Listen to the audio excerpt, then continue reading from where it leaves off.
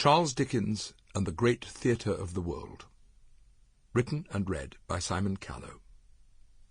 This book is dedicated to a friend whose loss only gets worse with the passing years, Simon Gray, 1936 to 2008, superb dramatist, sublime diarist, intoxicating conversationalist, who was more alive to Dickens, and in whom Dickens was more alive than anyone I ever knew. Much of what is in this book was first floated during hours and hours of Dickensian chat in restaurants across the city during 25 golden years of friendship. Forward. When he was a young graduate, Michael Slater, the current doyen of Dickens studies, was asked by his tutors at Oxford what he wanted to study for his PhD. When he said Dickens, they looked at him aghast. Dickens was simply not part of the accepted canon. After vainly trying to dissuade him, they sent him off to another university for advice and guidance, after which he then commenced his life's work to the benefit of all Dickensians everywhere.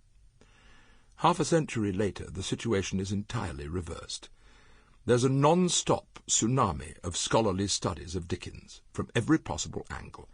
Dickens and women, Dickens and children, Dickens and food, Dickens and drink, Dickens and the law, Dickens and railways, Dickens and the Americans, Dickens and Europe, Dickens and homosexuality, Dickens and magic, Dickens and mesmerism, Dickens and art, Dickens and stenography, Dickens and publishing.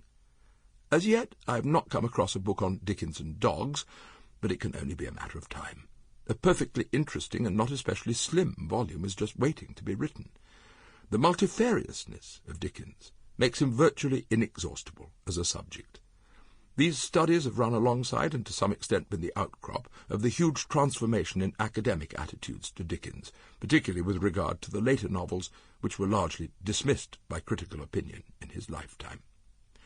There's also been a magnificent procession of major biographies, from Edgar Johnson in the 1950s to Fred Kaplan in the 1980s, Peter Ackroyd's sublime act of creative self-identification with Dickens in the 1990s, Michael Slater's revelatory account of, as he puts it, a life defined by writing, to the most recent, Claire Tomalin's vivid survey of the life and work. Dickens has never been more present. So it takes some cheek on the part of one who is by no means a Dickens scholar to offer yet one more account of the man who called himself Albion's sparkler. I dare to do so because my relationship to the great man is a little different from anyone else's. In an exchange that Dickens himself might have relished, the late dramatist Pam Gems went to see one of her plays performed by that fine actor Warren Mitchell.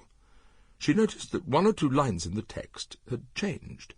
Reproached by her, Mitchell replied, "Pam, Pam, you only wrote him. I've been him."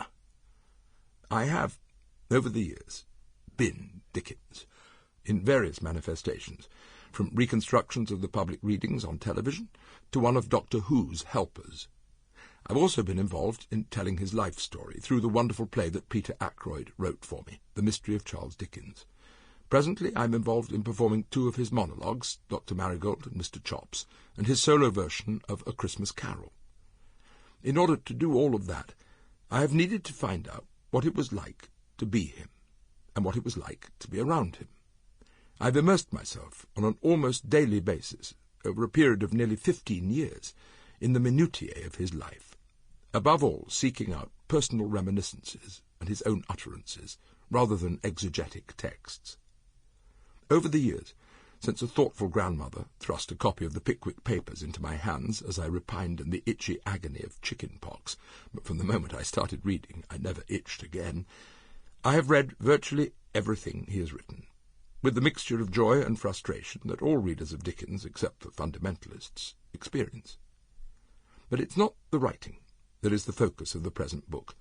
When the content of a novel is autobiographical, which to one degree or another many of them are, I've, of course, discussed it, but my primary concern has always been to convey the flavour of one of the most remarkable men ever to walk the earth, vivacious, charismatic, compassionate, dark, dazzling, generous, destructive, profound, sentimental, human through and through, an inspiration and a bafflement.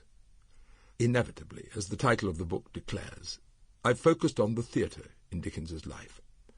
In recent years, there's been an exceptional sequence of books that analyze... Sample complete. Ready to continue?